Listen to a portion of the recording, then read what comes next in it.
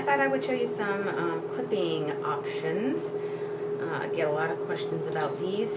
I wanted to show one way you can get some bang height.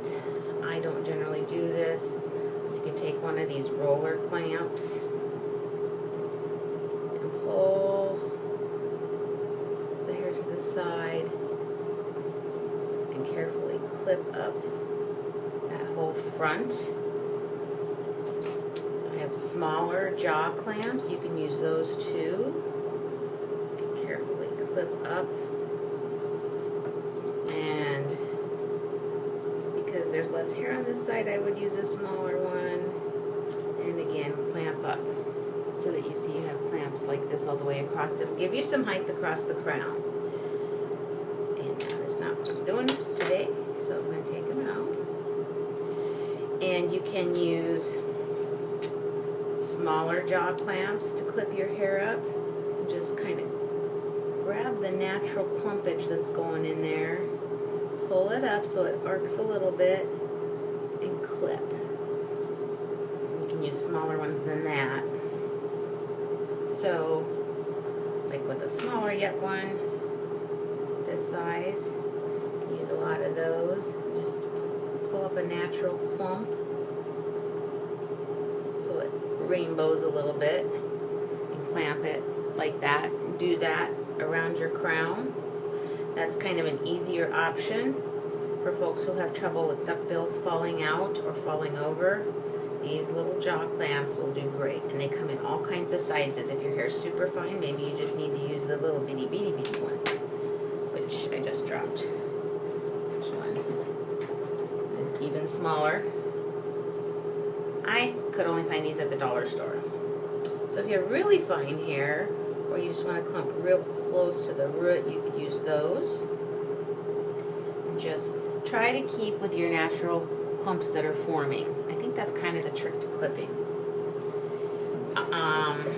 Other people that have light hair, things tend to fall out of. You could try these plastic duckbills. They have a good spring. For me, these don't work very well because they're kind of short. And my wave crest is so wide that they just don't go in far enough. If you, instead of doing the rainbow like I do across the bottom, if you're going directly to the skull, so you pull up your clump in a little arch, get that clip in there fairly close to the root, and clip it straight down to the scalp. And you can kind of see how that works. I actually only have one of these. I don't even know where it came from. But so these may be an option because they're lighter weight.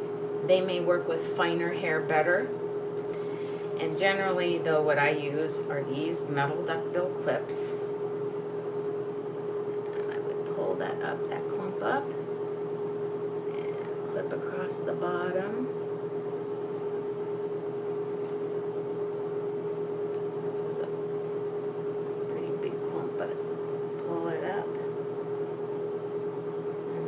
Across the bottom, and I start going back, find another clump, there's one, pull it up, clip it across. I said the back, but I meant the bottom. So you get these little arches. I believe this is what they call the rainbow clipping style. There's a clump, pull it up, clip it across the bottom.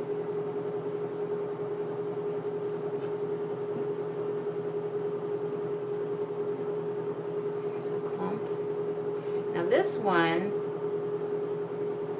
is a little further down. It's not right on top. So this one I would probably pull up and start doing that, what I call scaffolding, where I just go direct to the scalp across that clump to hold it out from my head.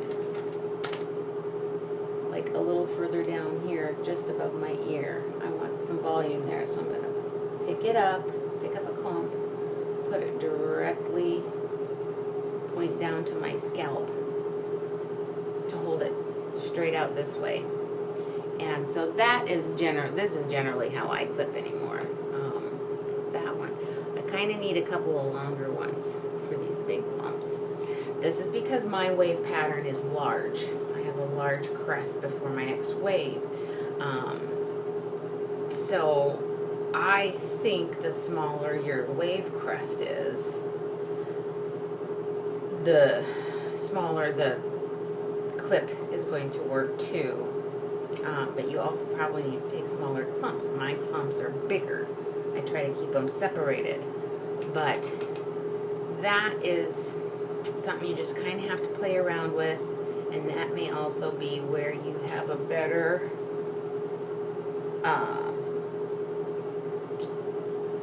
time with the tiny jaw clamps, or you just kind of have to play around. And these are some various options.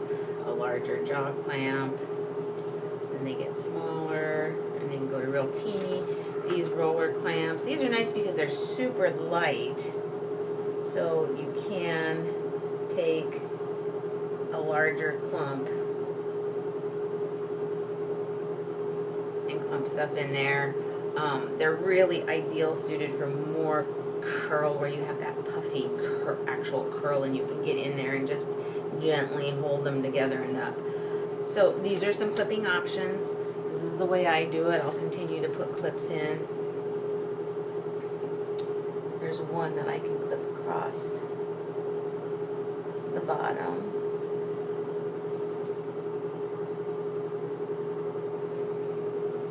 And then, so you're just setting that crown in place.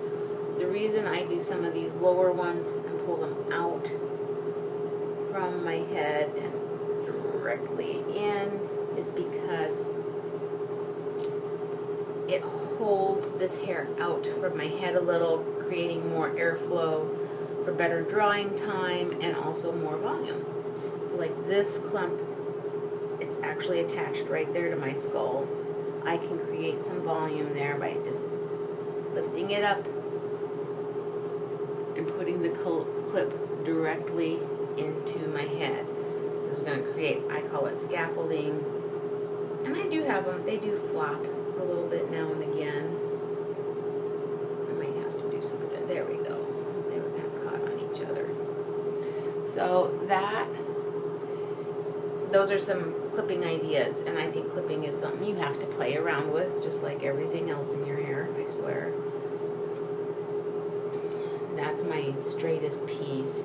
My straightest pieces are these up right here. I mean, honestly, there's just about 2 sections that are 1.5 inches wide, and they have a little wave, and they're getting better, but it's very difficult. So I can at least create a little volume there. And toward the end, I don't know if you can see it, they start to wave. So I do have some wave up here, but it's so much less. So I do need to clip to get some nice volume. I can't just go out and air dry. But I only have to keep these in for a while. I will set them a little bit with blow drying, or diffusing, I should say. Sometimes I'll set under my hard hat dryer for just 5 minutes or so to set them, and then take them out, so that volume is set in there a little bit. But that's the whole point behind clipping, is just to pick up the clumps, clip them however works best for you, keeping a clump and then letting them set with some drying. How long you leave them in, it's a time you're going to have to play with. So there we go. That's some clipping ideas for you. Thanks.